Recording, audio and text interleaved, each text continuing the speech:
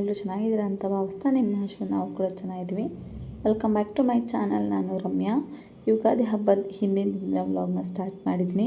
ಸ್ವಲ್ಪ ಮನೇಲಿ ತರಕಾರಿ ಹಾಗೆ ಹೂವು, ಹಣ್ಣು, ಬೇವಿನ ಸೊಪ್ಪೆಲ್ಲ ತರಬೇಕಾಗಿತ್ತು. ಹಾಗಾಗಿ ಅವನ್ನೆಲ್ಲ ತೊಗೊಂಬಿಟ್ಟು ಬಂದಾದಮೇಲೆ ವ್ಲಾಗ್ನ ಸ್ಟಾರ್ಟ್ ಮಾಡ್ಕೊಂಡಿದ್ದೀನಿ. 50 ರೂಪಾಯಿ ತೊಗೊಂಡಿದ್ದಾರೆ. ಮಾವಿನ ಸೊಪ್ಪು ಮತ್ತು ಬೇವಿನ ಹೂವು ಹಾಗೆ ಮಾವಿನ ಸೊಪ್ಪು, ಬೇವಿನ ಸೊಪ್ಪು ಎಕ್ಸ್ಟ್ರಾ ತೊಗೊಂಬಂದಿದ್ದೀನಿ. ಹಾಗೆ ಹೂವೇ ಸಖತ್ ರೇಟು. ಹಾಗೆ ಒಂದು 4 ತೆಂಗಿನಕಾಯಿ ತೊಗೊಂಬಂದಿದ್ದೀನಿ ನಾಳೆ ಹಬ್ಬಕ್ಕೆ ಅಂತ. ಮನೇಲಿ ಹಣ್ಣಿಗೆಲ್ಲ ತೊಗೊಂಬರ್ತಾರೆ. ನಾನು ಇಷ್ಟೇ ತೊಗೊಂಬಂದಿದ್ದೀನಿ ಸದ್ಯಕ್ಕೆ. ನನಗೆ ಇನ್ನೇನು ಬೇಕಿತ್ತು ಅದನ್ನು. ಹೂ ಕಟ್ಟೋಣ. ನೀನು ಎಂತಕ್ಕೆ ಮುಡ್ತಿದ್ಯಾ ನೋಡಿ, ಹೂ ಕಟ್ಟೋಣ. ಹಾಗೆ ನಮ್ಮ ಪಾಪುಗೆ TV ಹಾಕಿಬಿಟ್ಟು ನಾನು ಹೂ ಕಟ್ಟೋಣ ಅಂತ ಕೂತ್ಕೊಂಡೆ. ಯಾಕಂದರೆ ಬೆಳಗ್ಗೆ ಆದರೆ ಹೂ ಕಟ್ಟೋಕ್ಕೆ, ಮಾವಿನ ತೋರಣ ಕಟ್ಟೋಕ್ಕೆ ಟೈಮ್ ಸಿಗೋಲ್ಲ, ಒಬ್ಬಳೇ ಎಲ್ಲ ಮಾಡ್ಕೊಬೇಕಾಗುತ್ತೆ. ಹಾಗಾಗಿ ನಾನೇ ಬೇಗ ನೈಟೇ ಅರ್ಧ ಕೆಲಸ ಮುಗಿಸ್ಕೊಂಡಿದ್ದೀನಿ. ನೈಟ್ ಅಡುಗೆ ಎಲ್ಲ ಮಾಡಿ ಮುಗಿಸಿ ಕೂತ್ಕೊಂಡಿದ್ದೆ. ಹಾಗಾಗಿ ಬೇಗನೆ ಹೂ ಕಟ್ಕೊಂಡ್ರಾಗುತ್ತೆ ಅಂತ ಕಟ್ಕೊಳ್ತಿದ್ದೀನಿ. ಹಾಗೆ ಈ ರೀತಿ ಜೋಡಿ ಹೂವು ಕೂಡ ಸಿಕ್ಕಿತ್ತು, ಅದನ್ನು ಕೂಡ ಸಪ್ರೇಟಾಗಿ ಎತ್ತಿಡ್ತಿದ್ದೀನಿ. ಉದಸ್ಲಿ ಮುಡ್ಸೋಕ್ಕೆ ಬರುತ್ತೆ, ಚೆನ್ನಾಗಿ ಕಾಣುತ್ತೆ ಅಂತೇಳಿ 3-4 ಜೋಡಿ ಆಗೋದಿತ್ತು. ಹಾಗಾಗಿ ಅದನ್ನು ಎತ್ತಿಟ್ಕೊಂಡು ಈ ಹೂ ಕಟ್ಟೋಣ ಅಂತ ಇಷ್ಟು ಸಾಧ್ಯನಷ್ಟು ಬೇಗ ಕಟ್ಕೊಳ್ತಿದ್ದೀನಿ. ಯಾಕಂದರೆ ಇನ್ನೂ ಪಾಪು ಊಟ ಕೂಡ ಮಾಡಿಸಿರ್ಲಿಲ್ಲ. ಆಲ್ರೆಡಿ ಇದೆಲ್ಲ ಶಾಪಿಂಗ್ ಮಾಡ್ಕೊಂಬರೋಷ್ಟೊತ್ತಿಗೆ 8:30 ಆಗೋಯಿತು. 6:30ಗೆ ಹೋಗಿದ್ದು. ತುಂಬ ರಶ್ ಇತ್ತು ನಮ್ಮ ಫುಲ್ ಏರಿಯಾ. ಹಾಗಾಗಿ ಇದೆಲ್ಲ ತೊಗೊಂಬರೋಷ್ಟೊತ್ತಿಗೆ ಲೇಟ್ ಆಯಿತು. ಇನ್ನೇನು ಬೇಗನೆ ಹೂ ಕಟ್ಕೊಂಡು ಎತ್ತಿಟ್ಕೊಳ್ತಾ ಇದ್ದೀನಿ. ಹಾಗೆ ಬೇವಿನ ಹೂವು ಕೂಡ ಅಷ್ಟೇ ಸಪ್ರೇಟ್ ಮಾಡಿ ಎತ್ತಿಟ್ಕೊಂಡಿದ್ದೀನಿ. ನೋಡಿ, ಹೂವು ಕೂಡ ಅಷ್ಟೇ ಅಷ್ಟೊಂದು ಹೂವು ತಂದರೂ ಇಷ್ಟ ಆಗಿದೆ. ಮಾವಿನ ಸೊಪ್ಪು ಕೂಡ ಅಷ್ಟೇ ತೋರಣ ಕಟ್ಟಿ ಎತ್ತಿಟ್ಟಿದ್ದೀನಿ. ಇನ್ನೇನು ಬ್ಲಾಗ್ನ ನೆಕ್ಸ್ಟ್ ಮಾರ್ನಿಂಗಿಂದ ಕಂಟಿನ್ಯೂ ಮಾಡ್ತೀನಿ. ಬೆಳಗ್ಗೆ ಟಿಫನ್ಗೆ ಅಂತೇಳಿ ನೀರು ಉಪ್ಪಿಟ್ಟನ್ನ ಮಾಡಿದ್ದೀನಿ. ಎಷ್ಟು ಚೆನ್ನಾಗಿ ಬಂದಿದೆ ನೋಡ್ಬೋದು. ಬೇಗ ಕೂಡ ಆಗುತ್ತೆ ಹಬ್ಬದ ದಿವಸ ಅಂತ ಇದನ್ನೇ ಮಾಡ್ಕೊಳ್ತೀನಿ. ಮತ್ತು ಸಪ್ರೇಟಾಗಿ ಏನು ಮಾಡ್ಕೊಳ್ಳಲ್ಲ. ಯಾಕಂದರೆ ಇದು ಸ್ವಲ್ಪ ಬೇಗ ಕೂಡ ಆಗುತ್ತೆ. ಹಬ್ಬದ ದಿವಸ ತುಂಬ ಕೆಲಸ ಅಲ್ವಾ. ಇನ್ನು ಉದಿಸ್ಲು ಪೂಜೆ ಮಾಡ್ಕೊಬೇಕು, ಪಾಪುಗೆ ಎಣ್ಣೆ ಸ್ನಾನ ಮಾಡಿಸ್ಬೇಕು. ಹಾಗಾಗಿ ಸ್ವಲ್ಪ ಡಿಲೇ ಆಗುತ್ತೆ ಅಂತ ಎಣ್ಣೆ ನೀರು ಬೇಗ ಮಾಡಬೇಕು. ಹಾಗೆ ನೀರು ಉಪ್ಪಿಟ್ಟು ಚೆನ್ನಾಗಿರುತ್ತೆ, ಇದು ಕೂಡ ಟೇಸ್ಟಿಗೆ. ಹಾಗಾಗಿ ಮಾಡಿದ್ದೀನಿ ಇದನ್ನೇ ಬೆಳಿಗ್ಗೆ ಬ್ರೇಕ್ಫಾಸ್ಟ್ಗೆ ಅಂತ.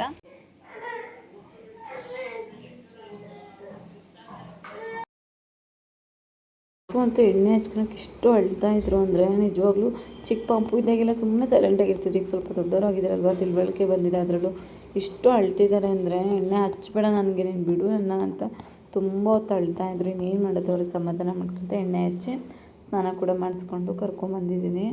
ಸ್ನಾನ ಮಾಡಿಸಿ ಕರ್ಕೊಂಬಂದಾದ್ಮೇಲೆ ಬಂದ ತಕ್ಷಣ ಫಸ್ಟು TV ಮುಂದೆ ನಿಂತ್ಕೊಂಡು ನೋಡ್ತಾರೆ, TV ಆಫ್ ಆಗಿದೆಯೋ ಆನ್ ಆಗಿದೆಯೋ ಅಂತೇಳಿ. ಇನ್ನೇನಮ್ಮ ಎತ್ಕೊ ಅಂತ ಅವ್ರಿಗೂ ಕೂಡ ರೆಡಿ ಮಾಡಿ, ಇನ್ನೇನು ಹಬ್ಬದ ಅಡುಗೆ ಕೂಡ ರೆಡಿ ಮಾಡ್ಕೊಬೇಕು. ಅವ್ರಿಗೂ ಕೂಡ ಫ್ರೆಶ್ ಅಪ್ ಮಾಡಿ ಕರ್ಕೊಂಬಂದಾಯ್ತು. ನಿಮ್ಮ ಬಟ್ಟೆ ಎಲ್ಲ ಹಾಕಿ ಕೂರಿಸ್ಬಿಟ್ಟು ನೆಲ ಕೂಡ ಒರೆಸ್ಕೊಂಡು ಮಿಕ್ಕಿದ ಕೆಲಸ ಮಾಡ್ಕೊಳ್ಳೋಣ ಅಂತೇಳಿ ಫಸ್ಟ್ ಅವ್ರಿಗೆ ಬೇಗನೆ ರೆಡಿ ಮಾಡ್ತಿದ್ವಿ. ಸ್ವಲ್ಪ ಹೊತ್ತು ಅವ್ರ ಜೊತೆಗೆ ಟೈಮ್ ಸ್ಪೆಂಡ್ ಮಾಡಬೇಕು, ಹಾಳಾಗಿ ಸ್ಟಾರ್ಟ್ ಮಾಡಿಬಿಡ್ತಾರೆ. ಹಾಗಾಗಿ ಅವ್ರಿಗೆ ಅಲ್ಲಿ ನಿಂತ್ಕೊಂಡು ಮಾತಾಡ್ಕೊಳ್ತಾ ನಿಲ್ಲಿಸ್ಕೊಂಡಿದ್ದೆ. ಸರಿ ಮನು ಅಂತ ಹಠ ಮಾಡ್ತಾಯಿದ್ರು. ಸರಿ ಆಯ್ತು, ಮನು ಡ್ಯೂಟಿಗೆ ಹೋಗಿದ್ದಾರೆ, ಬರ್ತಾರೆ ಅಂತ ಹೇಳ್ತಾ ಸಮಾಧಾನ ಮಾಡ್ತಾಯಿದ್ದೆ. ಇನ್ನೇನು ಅವ್ರಿಗೂ ಕೂಡ ರೆಡಿ ಮಾಡಿಕೊಂಡು ಕರ್ಕೊಂಬಂದುಬಿಟ್ಟಿದ್ದೀನಿ. ಇನ್ನೇನು ನಾನು ಕೂಡ ಅಷ್ಟೇ ನೆಲ ಎಲ್ಲ ಒರೆಸ್ಕೊಂಡು ಫ್ರೆಶ್ ಅಪ್ ಆಗಿ ಬರೋಣ ಅಂತ ಹೋದೆ. ನೋಡಿ, ಆಲ್ರೆಡಿ ಬಟ್ಟೆ ಹಾಕ್ಕೊಂಡ ತಕ್ಷಣ ಶೂ ಹಾಕ್ಕೊಂಡು ನಿಂತ್ಕೊಂಡ್ಬಿಡ್ಬೇಕು. ಹಾಗಾಗಿ ಶೂ ಹಾಕ್ಕೊಂಡು ನೋಡಿ ಓಡಾಡಬೇಕು ಈಗ ಮನೆ ತುಂಬ. ಹೇಗಿದ್ರು ಅಮ್ಮ ನೆಲ ಒರೆಸಿದ್ದಾಳೆ, ಆದರೆ ತುಂಬ ಓಡಾಡೋಣ ಅಂಥೇಳಿ ಓಡಾಡ್ತಾಯಿದ್ರು. ಸರಿ, ಇನ್ನೇನು ಮಾಡೋದು, ಮಗು ಅಲ್ವಾ, ಏನು ಮಾಡಿದ್ರು ಚಂದ ಅನಿಸುತ್ತೆ ಮಕ್ಕಳು. ಸರಿ ಆಯಿತು, ನೀನು ಓಡಾಡ್ತಿರೋ, ನಾನು ಕೆಲಸ ಮಾಡ್ಕೊಳ್ತೀನಿ ಅಂದರೆ.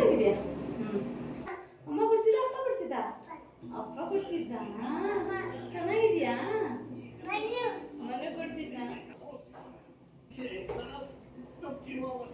ಈಗ ಫ್ರೆಶ್ ಅಪ್ ಆಗಿ ಬಂದಿದ್ದೀನಿ. ಪಾಪು ಕೂಡ ಅಷ್ಟೇ ಫ್ರೆಶ್ ಅಪ್ ಮಾಡಿ ರೆಡಿ ಮಾಡಿ ಬಿಟ್ಬಿಟ್ಟಿದ್ದೀನಿ. ಹೆಂಗಾರ ಆಟಾಡಿ ನನಗೆ ಕೆಲಸ ಮಾಡ್ಕೊಬೋದು ಅಂತ. ಇಲ್ಲಿ ಕಷ್ಟ ಆಗ್ಬಿಡುತ್ತೆ ಅವನೇ ಇಟ್ಕೊಂಡು ಕೆಲಸ ಮಾಡೋಕ್ಕೆ. ಹಾಗಾಗಿ ಅವ್ನು ಫ್ರೆಶ್ ಅಪ್ ಮಾಡಿ ಆಟಾಡಕ್ಕೆ ಬಿಟ್ಬಿಟ್ಟಿದ್ದೀನಿ. TV ನೋಡ್ಕೊಂತ ಏನಾದರೂ ಬದುಕು ಮಾಡ್ಕೊಂಡ್ಬಿಡ್ತಾನೆ. ಅದೇ ಕೆಲಸ ಸುಮ್ಮನೆ ಆಟಾಡ್ತಾರೆ, ನಾನು ಮಿಕ್ಕಿದ ಕೆಲಸ ಮಾಡ್ಕೊಬೋದು ಅಂತೇಳಿ. ಇನ್ನೇನು ಪಾಪು ಕೂಡ ಸೈಕಲ್ ತೊಗೊಂಡು ಆಟಾಡೋಕ್ಕೆ ಸ್ಟಾರ್ಟ್ ಮಾಡಿಬಿಟ್ರು. ಇನ್ನೇನು ನನ್ನ ಕೆಲಸ ಮಾಡ್ಕೊಂಡ್ರಾಗುತ್ತೆ. ಸುಮ್ಮನೆ ಆಟಾಡ್ಕೊಳ್ತಾ ಒಂದಲ್ಲಿ ಕೂತಿರ್ತಾರೆ. ಅವ್ರ ಸೈಕಲು, ಶೂ ಇವೆಲ್ಲ ಇದ್ದರೆ ಸಾಕು, ಸುಮ್ಮನೆ ಆಟಾಡ್ತಿರ್ತಾರೆ. ಕೆಲವು ಸರಿ ಮಾತ್ರ ಕಿಟ್ಲೆ ಮಾಡ್ತಾರೆ. ಇನ್ನೇನು ಉದಿಸ್ಲು ಪೂಜೆ ಮಾಡೋಣ ಅಂತ ಹೊರಟ್ರೆ ಸೈಕಲಲ್ಲಿ ಇಟ್ಟು ಬಂದುಬಿಡ್ತಾರೆ ಉದಿಸ್ಲು. ಹೇಗಿದ್ರು ಅಮ್ಮ ವುಡನ್ ಶೀಟ್ ತೆಗೆಯುತ್ತೆ, ಮೆಟ್ಲಾದ್ರೂ ಕೂತ್ಕೊಳ್ಳೋಣ ಅಂತ. ಅದಕ್ಕೋಸ್ಕರ ನಾನು ವುಡನ್ ಶೀಟ್ ಜಾಸ್ತಿ ತೆಗಿಯೋಕ್ಕೂ ಹೋಗೋದಿಲ್ಲ. ಮೆಟ್ಲು ಕೂಡ ಹತ್ತಿರ ಇರೋದ್ರಿಂದ ಪಾಪು ಹೋಗ್ಬಿಡ್ತಾರೆ ಇಳ್ಕೊಂಡು. ಹಾಗಾಗಿ ವುಡನ್ ಶೀಟ್ ತೆಗಿತೀನಿ ಅಂದರೆ ಸಾಕು, ನೋಡಿ ಬಂದುಬಿಡ್ತಾರೆ. ಸರಿ, ಫಸ್ಟು ಬೇಳೆ ಬೇಯಕ್ಕೆ ಹಾಕ್ಬಿಟ್ಟು ಹೋಗಿ ತದನಂತರ ಮಾಡೋಣ ಉದಿಸ್ಲು ಪೂಜೆ ಅಂದ್ಕೊಂಡು ಫಸ್ಟ್ ಬೇಳೆ ಬೇಯಕ್ಕೆ ಹಾಕೋಣ ಅಂತ ಬಂದೆ.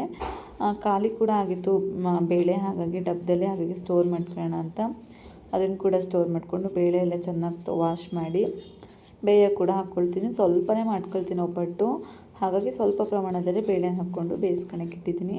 ಯುಗಾದಿ ಅಂದರೆ ಅದೇ ಸ್ಪೆಷಲ್ ಅಲ್ವಾ, ಒಬ್ಬಟ್ಟು ಮಾಡ್ಕೊಳೋದೇ ಒಂಥರ ಸ್ಪೆಷಲ್ ಆಗಿರುತ್ತೆ.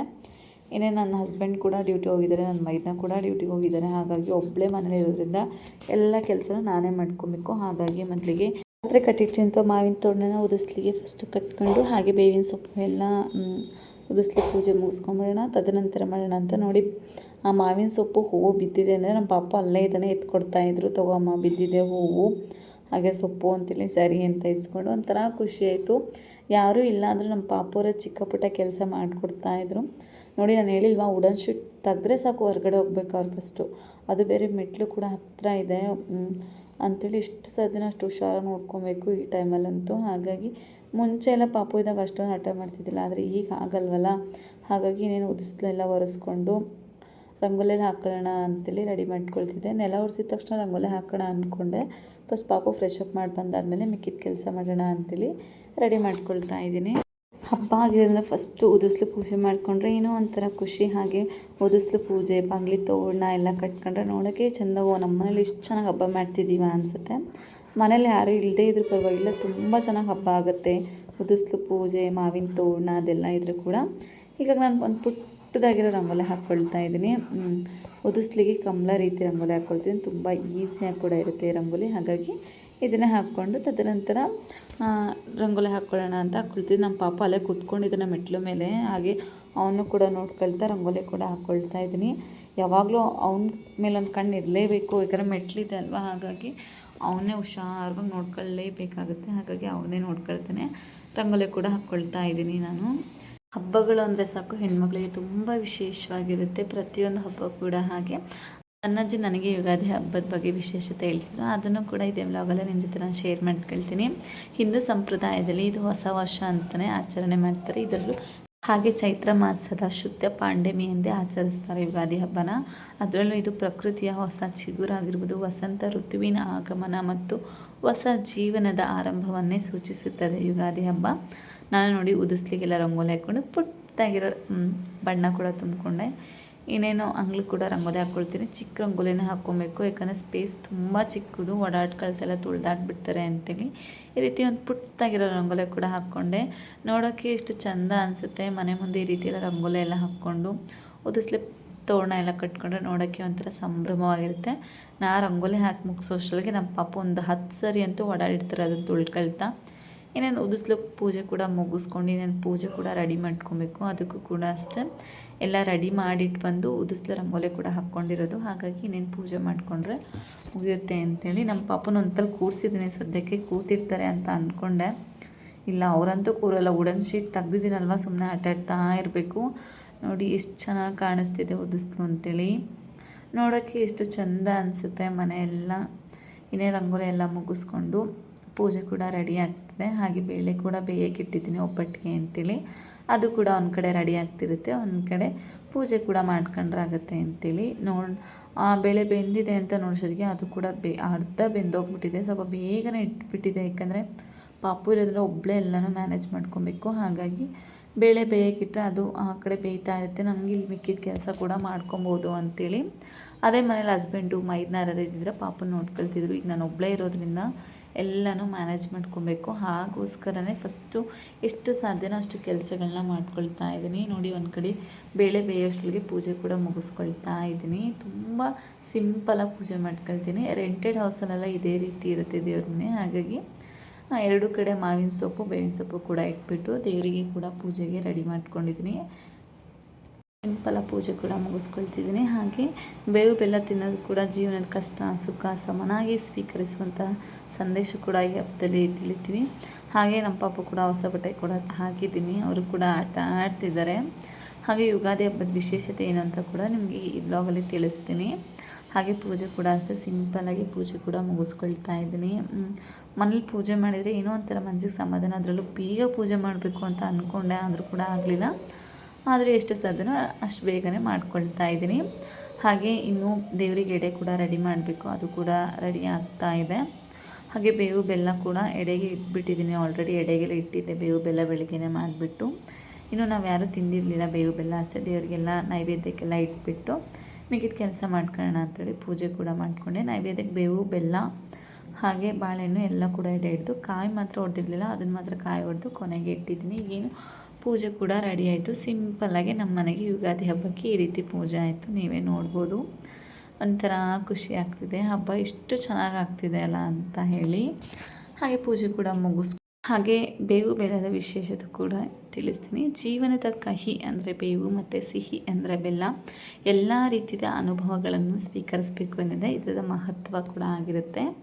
ನಮ್ಮ ಮನೆಯ ಸಿಂಪಲ್ ಪೂಜೆ ಕೂಡ ಆಯಿತು, ಒಂಥರ ಖುಷಿ ಆಯಿತು. ಪೂಜೆ ಕೂಡ ಆಯಿತು ಅಂತೇಳಿ ಸ್ವಲ್ಪ ಬೇಗನೆ ಮಾಡ್ಕೊಂಡಿದ್ದೀನಿ. ಇನ್ನೇನು ಹಣ್ಣು ಕಾಯಿಯೆಲ್ಲ ಎಡೆ ಕೂಡ ಹಿಡಿದ್ಬಿಟ್ಟು ಇನ್ನೇನು ಅಡುಗೆ ಮನೆಯಲ್ಲಿ ಬೇಳೆ ಕೂಡ ಬೇಕಾಗಿದೆ, ಅದನ್ನು ಕೂಡ ನೋಡೋಣ ಅಂತ ಹೋದೆ. ನೋಡಿ ಸಿಂಪಲ್ ಪೂಜೆ ಕೂಡ ಮುಗಿಸ್ಕೊಂಡಿದ್ದೀನಿ. ಹಾಗೆ ಎಲ್ಲರಿಗೂ ಯುಗಾದಿ ಹಬ್ಬದ ಆರ್ಥಿಕ ಶುಭಾಶಯಗಳು. ಜೀವನದಲ್ಲಿ ಸಿಹಿ ಕಹಿ ಎಲ್ಲ ಇದ್ರೇ ಜೀವನ ಪರಿಪೂರ್ಣ ಅನಿಸ್ಕೊಳ್ಳುತ್ತೆ. ಹಾಗೆ ಏನೇನು ಅಡುಗೆ ಮಾಡೋಕ್ಕೆ ಕೂಡ ಬಂದೆ. ಒಂದು ಕಡೆ ಬೇಳೆ ಬೆಂದಿದೆ, ಒಂದು ಕಡೆ ಪಲ್ಲಕ್ಕಿ ಅಂತ ರೆಡಿ ಮಾಡ್ಕೊಳ್ತಿದ್ದೀನಿ. ಕಡಲೆಕಾಳು ನೈಟೇ ನೆನೆಸಿ ಎತ್ತಿಟ್ಕೊಂಡಿದ್ದೆ, ಈಗ ಮುಳ್ಗಾಯಿ ಕೂಡ ಹೆಚ್ಕೊಳ್ತಿದ್ದೀನಿ. ಬದನೆಕಾಯಿ ಏನಾದರೂ ಕಪ್ಪಾಗಬಾರ್ದು ಅಂದರೆ ನೀರಿಗೆ ಒಂದು ಅರ್ಧ ಟೇಬಲ್ ಸ್ಪೂನಷ್ಟು ಉಪ್ಪನ್ನು ಹಾಕಿ ಎತ್ತಿಟ್ಕೊಂಡು ಬದನೆಕಾಯಿ ಕೂಡ ಹಾಕ್ಕೊಳ್ತಿದ್ದೀನಿ. ನೀವೇನಾದರೂ ನೀರಿಗೆ ಉಪ್ಪು ಹಾಕ್ಕೊಳ್ದೆ ಹಾಗೆ ಹಾಕ್ಕೊಂಡ್ರೂ ಕೂಡ ಅದು ಕಪ್ಪಾಗ್ಬಿಡುತ್ತೆ. ಹಾಗಾಗಿ ಉಪ್ಪನ್ನು ಹಾಕ್ಕೊಳೋದ್ರಿಂದ ಅಷ್ಟೊಂದು ಬದನೆಕಾಯಿ ಉಪ್ಪು ಕೂಡ ಕಪ್ಪು ಕೂಡ ಆಗೋದಿಲ್ಲ. ಇನ್ನೇನು ಒಂದು ಕಡೆ ಪಲ್ಯ ಕೂಡ ರೆಡಿ ಮಾಡ್ಕೊಂಡಿದ್ದೀನಿ, ಒಂದು ಕಡೆ ಬೇಳೆ ಕೂಡ ಬೇಯ್ತಾ ಇದೆ. ನಮ್ಮ ಪಾಪು ಕೂಡ ಬಂದು ಅಮ್ಮ ಎತ್ಕೊಳ್ಳೋಣ ಅಂತ ಹಠ ಮಾಡ್ತಿದ್ರು. ಸರಿ ಆಯ್ತು ಎತ್ಕೊಳ್ತೀನಿ ಅಂತ ಚಾಪಿಂಗ್ ಬೋರ್ಡು ಕೂಡ ಕಟ್ಟಾಗ್ಬಿಟ್ಟಿದೆ. ಹಾಗಾಗಿ ಶೆಲ್ಫ್ ಮೇಲೆ ಎಲ್ಲ ತರಕಾರಿನೂ ಕಟ್ ಮಾಡ್ಕೊಳ್ಳೋ ಪರಿಸ್ಥಿತಿ ಬಂದಿದೆ. ಹಸ್ಬೆಂಡ್ಗೆ ಹೇಳಿದ್ದೆ ತೊಗೊಂಬರ್ತೀನಿ ಅಮ್ಮ ಅಂದಿದ್ರು, ಯಾಕೋ ತೊಗೊಂಬಂದಿಲ್ಲ, ಮೇ ಬಿ ಮರ್ತಿದ್ದಾರೆ ಅನಿಸುತ್ತೆ. ಹಾಗಾಗಿ ಶೆಲ್ಫ್ ಕಲ್ ಮೇಲೆ ಎಲ್ಲನೂ ಹೆಚ್ಕೊಳ್ತಾ ಇದ್ದೀನಿ. ಒಂದು ಕಡೆ ಕಡಲೆಕಾಳು ಕೂಡ ಬೇಯಕ್ಕೆ ಇಟ್ಕೊಂಡಿದ್ದೀನಿ, ಒಂದು ಕಡೆ ಬೇಳೆ ಕೂಡ ಬೇಯ್ತಾ ಇದೆ. ನೋಡಿ ನಮ್ಮ ಪಾಪು ಗ್ಯಾಸ್ ಹತ್ರ ಬಂದು ಯಾವ ರೀತಿ ಮಾಡ್ತಾರೆ, ಗ್ಯಾಸ್ ಆಫ್ ಮಾಡೋದು ಆನ್ ಮಾಡೋದು ಇದೆಲ್ಲ ಕಲ್ತ್ಬಿಟ್ಟಿದ್ದಾರೆ. ಮುಂಚೆ ಅಷ್ಟೊಂದು ಹಠ ಮಾಡ್ತಿರಲಿಲ್ಲ, ಈಗ ಇದೆಲ್ಲ ಮಾಡೋಕ್ಕೆ ಬರ್ತಿದೆ ಅಲ್ವ, ಹಾಗಾಗಿ ಹಠ ಮಾಡ್ತಾಯಿದ್ರು. ಅವ್ರನ್ನ ಹೇಗೋ ಸಮಾಧಾನ ಮಾಡ್ಕೊಳ್ತಾ ಬೇಗನೆ ಕೆಲಸ ಕೂಡ ಮಾಡ್ಕೊಳ್ತಿದ್ದೆ. ನೋಡಿ ಬೇಳೆ ಕೂಡ ಅಷ್ಟೇ ಚೆನ್ನಾಗಿ ಬೆಂದಿದೆಯಲ್ವಂತ ನೋಡ್ಕೊಳ್ತಾನೆ ಕೆಲಸ ಮಾಡ್ತಿದ್ದೆ. ಬೇಳೆ ಕೂಡ ಅಷ್ಟೇ ಚೆನ್ನಾಗಿ ಬೆಂದಾದ ನಂತರ ಬಸ್ಕೊಂಡು ಮಾಡ್ಕೊಳ್ತೀನಿ. ಆದರೆ ನೀಟಾಗಿ ವೀಡಿಯೋ ಎಲ್ಲ ಮಾಡ್ಕೊಳಕ್ಕಾಗಲಿಲ್ಲ, ಯಾಕಂದರೆ ಪಾಪು ಇರೋದನ್ನ ಒಬ್ಬಳೇ ಮಾಡೋದ್ರಿಂದ. ಒಂದು ಕಡೆ ಪಲ್ಯ ಕೂಡ ರೆಡಿ ಆಯಿತು, ಒಂದು ಕಡೆ ಬೇಳೆ ಕೂಡ ರೆಡಿ ಆಯಿತು. ನಾನು ಬೇಳೆ ಕೂಡ ರುಬ್ಕೊಂಡು ಹೋಳಿಗೆ ಕೂಡ ಮಾಡ್ಕೊಬೇಕು, ಒಬ್ಬಟ್ಟು ಕೂಡ ರೆಡಿ ಮಾಡ್ಕೊಬೇಕು. ಚೆನ್ನಾಗಿರುತ್ತೆ ಈ ರೀತಿ. ಬರೀ ಬೇಳೆ ಅಷ್ಟು ಹಾಕ್ಬಿಟ್ಟು ನಾವು ಮಾಡ್ಕೊಳ್ತೀವಿ. ಕೆಲವು ಕಡೆ ಕಡಲೆಬೇಳೆ ಒಬ್ಬಟ್ಟು ಕೂಡ ಮಾಡ್ತಾರೆ, ಕಡಲೆಬೇಳೆ ಬೇಯಕ್ಕೆ ಹಾಕ್ಬಿಟ್ಟು. ಇನ್ನೇನು ಬೇಳೆ ರುಬ್ಕೊಳಕ್ಕೆ ಅಂತ ರುಬ್ಕೊಳ್ತಿರೋದ್ರಿಗೆ ನಮ್ಮ ಪಾಪ ಅಲ್ಲಿಂದ ಕೂಗೋಕ್ಕೆ ಸ್ಟಾರ್ಟ್ ಮಾಡಿದ್ರು, ಅಮ್ಮ ಬಾ ಅಂತೇಳಿ. ಹೋಗಿ ನೋಡಿದರೆ ಯಾವ ರೀತಿ ಮಾಡಿದ್ದಾರೆ ನೋಡಿ. ನೋಡಿ ಗಾರ್ಡರ್ ಬಟ್ಟೆ ಎಲ್ಲ ಕೇಳೋದು, ಮಾತ್ರೆ ಪೆನ್ನು ಬುಕ್ಸು, ಮಕ್ಕಳು ಇಟ್ಕೊಂಡು ಮನುಷ್ಯಗೆ ಹೋಗ್ತದೆ. ನಿಂಗೆ ಯಾರು ಪಿಲ್ಲೋ ತೆಗೆ ಕೇಳಿದ್ರು? ಪತ್ಲೆ ಹೇಳಿದ್ ನಾನು ನಿಂಗೆ ಪಿಲ್ಲೋ ತೆಗಿ ಅಂತ. ಲೇ ಪಪ್ಪಣ್ಣ ಯಾಕೆ ಪಿಲ್ಲೋ ಎಲ್ಲ ತೆಗ್ದು ಎಸ್ತಿದೀಯಾ? ಏನು ಎತ್ತೆ ಇಟ್ಬರೋಗು ಪಿಲ್ಲೋ ಮೇಲೆ, ಹೋಗು ಇಟ್ಬರೋಕೆ ಬೇಗ ಎದ್ದೋಗು.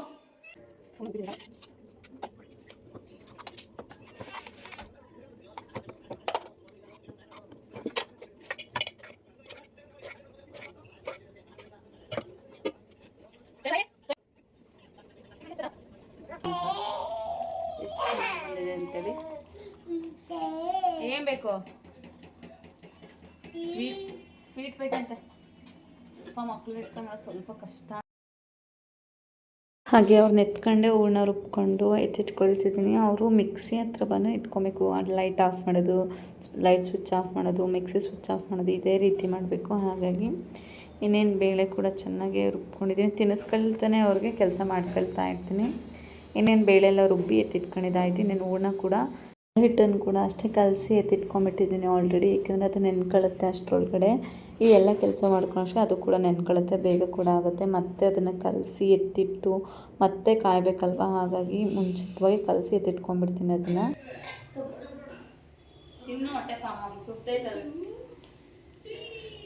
ಹೂರ್ಣ ಸ್ವಲ್ಪ ಹಠ ಮಾಡ್ತೀರ ಅಂತ ಅನಿಸಿದ್ರೆ ಹೂರ್ಣ ರುಬ್ಬಿಟ್ಟಿದ್ದು ಬಾಕ್ಸೇ ಬೇಕು ಅಂತ ಎತ್ಕೊಂಡು ಹೋಗಿ ಕುತ್ಕೊಂಡು ತಿಂತಾ ಇದ್ದಾರೆ. ಸರಿ ತಿನ್ನಲಿ ಅಂತೆಲ್ಲ ಅವ್ರನ್ನ ಬಿಟ್ಬಿಟ್ಟು ಸಾಂಬಾರಿಗೆ ಅಂತ ಹುಣಸೆಹಣ್ಣು ಕೂಡ ನೆನೆ ಹಾಕ್ಕೊಳ್ತಿದ್ದೀನಿ. ಒಂದು ಕಡೆ ಸಾಂಬಾರಿಗೆ ಹೋಳಿಗೆ ಸಾಂಬಾರು ಅಂತಲೇ ಮಾಡ್ತಾರೆ, ಅದು ಕೂಡ ರೆಡಿ ಮಾಡ್ಕೊಳ್ತಾ ಇದ್ದೀನಿ.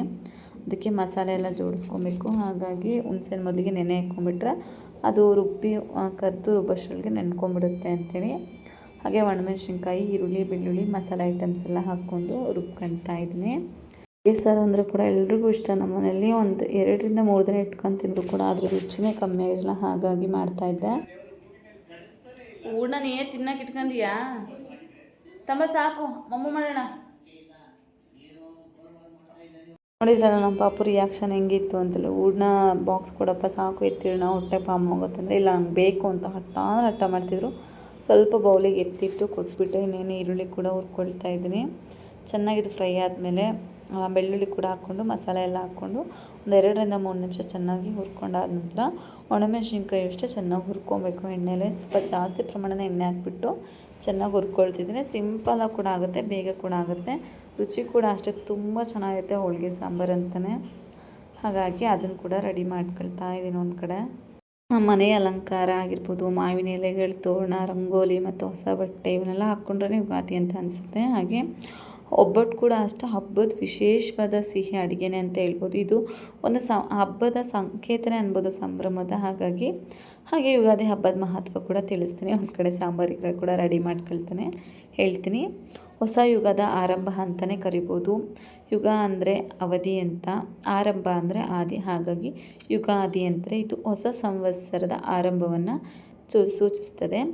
ಹಾಗೆ ಸೃಷ್ಟಿಯ ದಿನ ಪುರಾಣಗಳ ಪ್ರಕಾರ ಬ್ರಹ್ಮದೇವನು ಈ ದಿನದಂದು ಬ್ರಹ್ಮಾಂಡದ ಸೃಷ್ಟಿಯನ್ನು ಪ್ರಾರಂಭಿಸಿದನು ಎಂದು ನಂಬಲಾಗಿದೆ. ಹಾಗೆ ಪ್ರಕೃತಿಯಲ್ಲಾಗುವ ಬದಲಾವಣೆಗಳು ಅಂದರೆ ವಸಂತ ಋತುವಿನ ಆರಂಭದೊಂದಿಗೆ ಗಿಡ ಮರಗಳಲ್ಲಿ ಹೊಸ ಚಿಗುರು ಬಂದು ಪ್ರಕೃತಿ ನವಚೇತನ ಕೂಡ ಪಡೆಯುತ್ತದೆ ಯುಗಾದಿ ಹಬ್ಬದಂದೇ ದಿವಸ.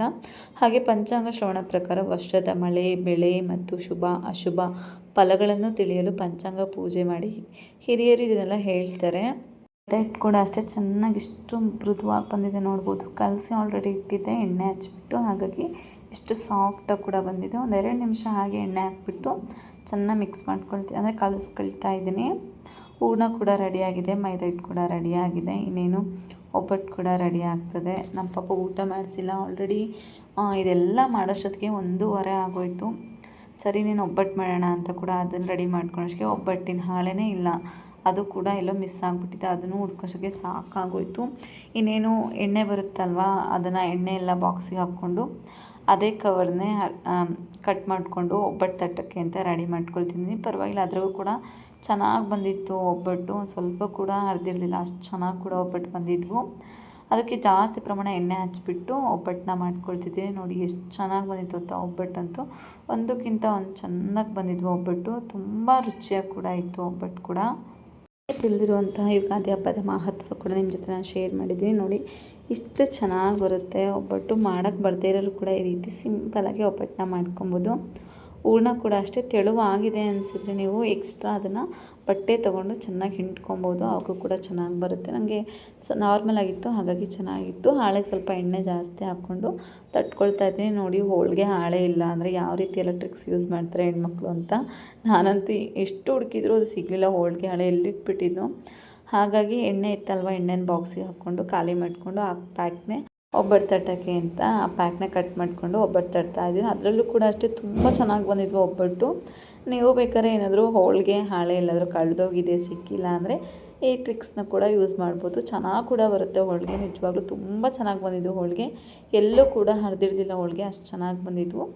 ಹೋಳಿಗೆ ಹರಿಯೋಕ್ಕೆ ಕಾರಣ ಕವರ್ ಅಷ್ಟೇ. ನಾವು ಮಾಡ್ಕೊಂಡಿರುವಂಥ ಒಬ್ಬಟ್ಟಿನ ಹೂರ್ಣ ಆಗಿರ್ಬೋದು ಅಥವಾ ಮೈದಾ ಹಿಟ್ಟು ಚೆನ್ನಾಗಿ ಕಲಿಸ್ಕೊಳ್ದೇ ಇದ್ರೂ ಕೂಡ ಒಬ್ಬಟ್ಟು ಹಾಳಾಗುತ್ತೆ. ಬರೀ ಕವರ್ ಚೆನ್ನಾಗಿಲ್ಲ ಅಂದರೆ ಮಾತ್ರ ಅಷ್ಟೆಲ್ಲ ಒಬ್ಬಟ್ಟು ಹಾಳಾಗೋದು, ಅದರಿಂದ ಕೂಡ ಒಬ್ಬಟ್ಟು ಹಾಳಾಗುತ್ತೆ. ನೋಡ್ಬೋದು ಎಷ್ಟು ಚೆನ್ನಾಗಿ ಬಂದಿದೆ ಅಂತೇಳಿ ಒಬ್ಬಟ್ಟು. ನನ್ನ ಕೈಯಲ್ಲೇ ತೆಗೆದು ಹಾಕ್ತಾಯಿದ್ದೀನಿ. ನೋಡಿ ಎಷ್ಟು ಚೆನ್ನಾಗಿ ಬಂದಿದೆ. ಒಬ್ಬಟ್ಟು ಕೂಡ ರೆಡಿ ಆಯಿತು. ಇನ್ನೇನು ಎಡೆ ಕೂಡ ರೆಡಿ ಮಾಡ್ಕೊಬೇಕು. ನೈವೇದ್ಯ ಕೂಡ ಎಲ್ಲ ರೆಡಿಯಾಗಿದೆ. ಜಾಸ್ತಿ ಕೂಡ ಒಬ್ಬಟ್ಟು ಮಾಡ್ಕೊಂಡಿದ್ದಲ್ವ, ಅಷ್ಟು ತಟ್ಟಿ ಎಲ್ಲ ತೆಗೆದಿಟ್ಕೊಂಡು ಆಮೇಲೆ ನೈವೇದ್ಯಕ್ಕೆ ರೆಡಿ ಮಾಡ್ಕೊಂಡ್ರೆ ಆಗುತ್ತೆ ಅಂತೇಳಿ ಮೊದಲಿಗೆ ಒಬ್ಬಟ್ಟು ಅಷ್ಟು ಮಾಡ್ಕೊಂಡಿದ್ದನ್ನ ತಟ್ಕೊಳ್ತಾ ಇದ್ದೀನಿ. ತಟ್ಕೊಂಡು ಬೇಯಿಸ್ಕೊಂಡಾದ್ಮೇಲೆ ನೈವೇದ್ಯ ಕೂಡ ರೆಡಿ ಮಾಡ್ಕೊಳ್ತೀನಿ. ಯುಗಾದಿ ಹಬ್ಬದ ದಿವಸ ದೇವಸ್ಥಾನಗಳಲ್ಲಿ, ಮನೆಗಳಲ್ಲಿ ಪಂಚಾಂಗವನ್ನು ಓದುವ ಮೂಲಕ ಹೊಸ ವರ್ಷದ ಭವಿಷ್ಯವನ್ನು ಕೂಡ ಹೇಳ್ತಾರೆ.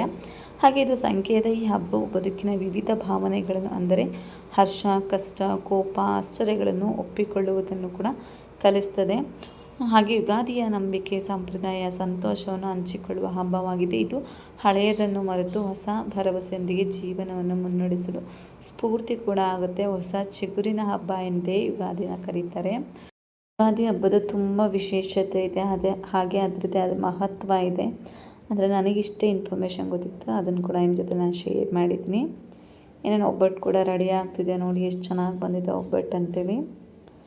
ಒಬ್ಬಟ್ಟೆಲ್ಲ ರೆಡಿ ಮಾಡ್ಕೊಂಡಾದ್ಮೇಲೆ ನೈವೇದ್ಯ ಕೂಡ ರೆಡಿ ಮಾಡ್ಕೊಬೇಕು. ಪಾಪುನ ಕೂಡ ಸುಮ್ಮನೆ ಕೂರಿಸಿ ಬಂದಿದ್ದೀನಿ, ಅಲ್ಲಿ ಕೂತ್ಕೊಳ್ಳಿ ಬರ್ತೀನಿ ಒಬ್ಬಟ್ಟು ತಿನ್ನಿಸ್ತೀನಿ ಅಂತೇಳಿ. ಒಂದು ಬೌಲಿಗೆ ಹೂರ್ಣ ಕೊಟ್ಟು ಬಂದಿದ್ನಲ್ವ, ಹಾಗಾಗಿ ಸುಮ್ಮನೆ ಇಟ್ಕೊಂಡು ತಿನ್ಕಂತ ಕೂತಿದ್ದಾರೆ. ಅದೇ ಅವ್ರ ಕೈಲಿ ಏನಾದ್ರು ತಿನ್ನೋಕೆ ಕೊಟ್ಟಿಲ್ಲ ಅಂದರೆ ಇಷ್ಟ ತನಕ ನನಗೆ ಒಬ್ಬಟ್ಟು ಮಾಡೋಕ್ಕೆ ಬಿಡ್ತಿರಲಿಲ್ಲ. ಒಬ್ಬಟ್ಟು ಏನೋ ಆಗ್ಬಿಡ್ದು, ಎಷ್ಟೊತ್ತೋ ಆಗ್ಬಿಡುತ್ತೆ ಒಬ್ಬಟ್ಟು ಮಾಡೋದು. ಸದ್ಯಕ್ಕೆ ಅವ್ರನ್ನೆಲ್ಲ ಕೂರಿಸಿರೋದ್ರಿಂದ ನಾನು ಒಬ್ಬಟ್ಟು ನಿಧಾನಕ್ಕೆ ಮಾಡ್ಕೊಳ್ತಾ ಇದ್ದೀನಿ. ಅಷ್ಟು ಒಬ್ಬಟ್ಟು ಮುಗಿಸೋ ತನಕ ಸೈಲೆಂಟಾಗಿ ಕೂತ್ರೆ ಸಾಕು ನಮ್ಮ ಪಾಪು ಅಂತೇಳಿ. ನನ್ನ ಹಸ್ಬೆಂಡ್ ಕೂಡ ಅಷ್ಟೇ, ಹಬ್ಬದ ದಿವಸನೂ ಡ್ಯೂಟಿ ಇತ್ತು ಅಂತ ಅವರು ಕೂಡ ಮನೇಲಿರಲಿಲ್ಲ. ಬರ್ತೀನಮ್ಮ ಮಧ್ಯಾಹ್ನ ಎಲ್ಲ ಅಂತ ಹೇಳಿದರು. ಅವ್ರು ಬರೋಷ್ಟೊಳಗೆ ಅಡುಗೆ ಮಾಡಿಕೊಂಡ್ರೆ ಆಗುತ್ತೆ. ಅವರು ಕೂಡ ಫ್ರೆಶ್ ಅಪ್ ಆಗಿ ಎಲ್ಲ ಊಟ ಮಾಡ್ತಾರೆ ಅಂತೇಳಿ ಬೇಗನೆ ಅಡುಗೆ ಮಾಡ್ಕೊಳ್ತಾ ಇದ್ದೀನಿ. ಮನೇಲಿ ಯಾರೋ ಒಬ್ಬರು ಇದ್ದರೆ ಇಷ್ಟೊಂದು ಕಷ್ಟ ಅನಿಸಲ್ಲ. ಒಬ್ಬರು ಮಗುನ ನೋಡ್ಕೊಳ್ತಾ ಇದ್ದರೆ ಮಿಕ್ಕಿದ ಕೆಲಸ ಕೂಡ ಮಾಡ್ಕೊಬೋದು. ಒಬ್ಬಳೇ ಎರಡೂ ಮ್ಯಾನೇಜ್ ಮಾಡಬೇಕಂದ್ರೆ ಸ್ವಲ್ಪ ಕಷ್ಟನೇ ಅನ್ನಿಸ್ತು. ನೀವು ನೋಡಿದ್ರಲ್ವ, ಉದಿಸ್ಲು ಪೂಜೆ ಮಾಡೋಕ್ಕೆ ಬಿಡಲಿಲ್ಲ, ಅಷ್ಟು ಹಿಂಸೆ ಕೊಟ್ಟಿದ್ದಾರೆ ನನಗೆ. ಯಾಕಂದರೆ ಅದು ಬೇರೆ ಓಡನ್ ಶೀಟ್ ತೆಗ್ದೆ ಅಂದರೆ ಮೆಟ್ಲು ಹತ್ತಿರ ಹೋಗೋದು, ಮೆಟ್ಲು ಹತ್ರ ಕೂತ್ಕೊಳ್ಳೋದು, ಅದೇ ರೀತಿ ಕೀಟ್ಲೆ ಮಾಡ್ತಿದ್ರು. ಅದಕ್ಕೋಸ್ಕರ ಅಂತಲೇ ಯಾರಾದರೂ ನೋಡ್ಕೊಳಕ್ಕೆ ಮಕ್ಳಿಗೆ ಮನೇಲಿ ಒಬ್ರು ಇರಲೇಬೇಕು. ಇನ್ನೇನು ಬೇಗನೆ ಒಬ್ಬಟ್ಟು ಕೂಡ ಮಾಡಿಕೊಂಡೆ ನೋಡಿ. ಒಬ್ಬಟ್ಟು ಇನ್ನೂ ಒಂದು 2 ಇದೆ ಅನ್ನೋಷ್ಟಕ್ಕೆ ಬಂದು ನಿಂತ್ಕೊಂಡಿದ್ದಾರೆ. ಅಮ್ಮ ನಾನು ಎತ್ಕೊಂಡು ನಾನು ನೋಡ್ತೀನಿ ಅಂತ. ಅವ್ರನ್ನ ಎತ್ಕೊಂಡು ನಾನು ಹೇಗೆ ಒಬ್ಬಟ್ಟು ತಟ್ಟಲಿ ಪಪ್ಪ, ಇರು ನಾನು ಎತ್ಕೊಳ್ತೀನಿ ಅಂತ ಅವ್ರಿಗೆ ಸಮಾಧಾನ ಕೂಡ ಮಾಡಿ ಇನ್ನೇನು ಒಬ್ಬಟ್ಟೆಲ್ಲ ಮುಗಿಸ್ಕೊಂಡೆ ಬೇಗನೆ. ಇನ್ನೇನು ನೈವೇದ್ಯಕ್ಕೆ ಅಂತ ಕೂಡ ರೆಡಿ ಮಾಡಿಕೊಂಡು ನೈವೇದ್ಯ ಕೂಡ ದೇವರಿಗೆ ಹಿಡಿದ್ಬಿಟ್ಟು ಬೇವು ಬೆಲ್ಲ ಕೂಡ ಎಲ್ಲ ರೆಡಿ ಮಾಡ್ತೀನಿ. ಹಸ್ಬೆಂಡ್ ಕೂಡ ಬಂದು ಫ್ರೆಶ್ ಅಪ್ ಆಗಿ ಪೂಜೆ ಕೂಡ ಮಾಡಿದರು. ನೈವೇದ್ಯ ಎಲ್ಲ ಅವ್ರು ಹೇಳಿದ್ರು. ಇನ್ನೇನು ಬೇವು ಬೆಲ್ಲ ಕೂಡ ರೆಡಿ ಆಯಿತು. ನನ್ನ ಪಾಪುಗೆ ಬೇವು ಬೆಲ್ಲ ಕೊಡೋಕೆ ಹೋದರೆ ಬರೀ ಅದರಲ್ಲಿ ಬೆಲ್ಲ ಮಾತ್ರ ಆರಿಸ್ಕೊಂಡು ತಿಂತಾಯಿದ್ರು. ಬೇವಿನ ಹೂವೆಲ್ಲ ಹಾಗೆ ಸೈಡಿಗೆ ಎತ್ತಿಡ್ತಾಯಿದ್ರು, ನೋಡ್ಬೋದು ನೋಡಿ ಬೇಕಾದ್ರೆ. ಹಾಗೆ ತಿನ್ಬೇಕು ಪಾಪು ಎಲ್ಲನೂ ಅಂತೇಳಿದ್ರೆ, ಇಲ್ಲ ನಂಗೆ ಬೆಲ್ಲ ಅಷ್ಟೇ ಸಾಕು ಅಂತಿದ್ರು ಅವರು. ಚಿನ್ನಿ ಬೇವು ಬೆಲ್ಲ ತಗೊಬಂಗಾರ,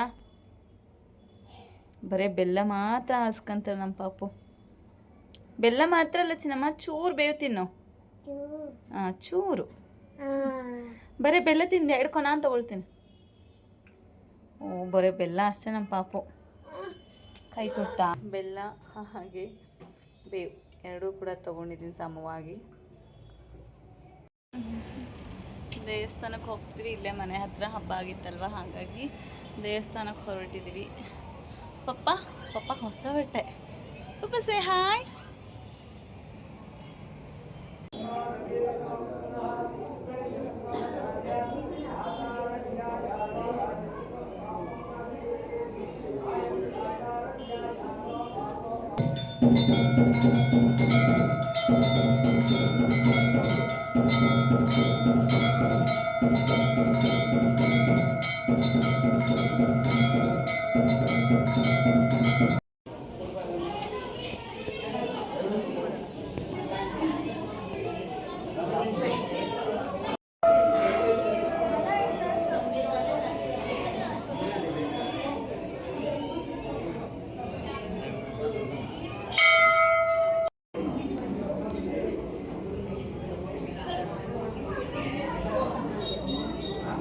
ದೇವ್ರ ದರ್ಶನ ಎಲ್ಲ ಮಾಡ್ಕೊಂಡು ಒಂದು 10 ನಿಮಿಷ ಕೂತ್ಬಿಟ್ಟು ಪ್ರಸಾದ ಕೂಡ ವಿನಿಯೋಗ ಆಯಿತು. ಪ್ರಸಾದ ಕೂಡ ತೊಗೊಂಡ್ಬಿಟ್ಟು ಹೊರಡೋಣ ಅಂದ್ಕೊಂಡೆ. ನಮ್ಮ ಪಾಪ ಅಲ್ಲಿಂದ ಕೂಗ್ತಿದ್ರು, ಅಮ್ಮ ಬಾ ಈ ಕಡೆ ಅಂತಿದ್ರು. ನಾನು ಅವ್ರ ಆಪೋಸಿಟ್ ನಿಂತಿದ್ದೆ, ಬಾ ಅಮ್ಮ ಅಂತಿದ್ರು. ಸ್ವಲ್ಪ ಲೇಟಾಗಿದೆ ವ್ಲಾಗ್ನ ಅಪ್ಲೋಡ್ ಮಾಡೋಕ್ಕೆ, ಸಾರಿ. ಹಾಗೆ ಎಲ್ಲರಿಗೂ ಮತ್ತೊಮ್ಮೆ ಯುಗಾದಿ ಹಬ್ಬದ ಹಾರ್ದಿಕ ಶುಭಾಶಯಗಳು.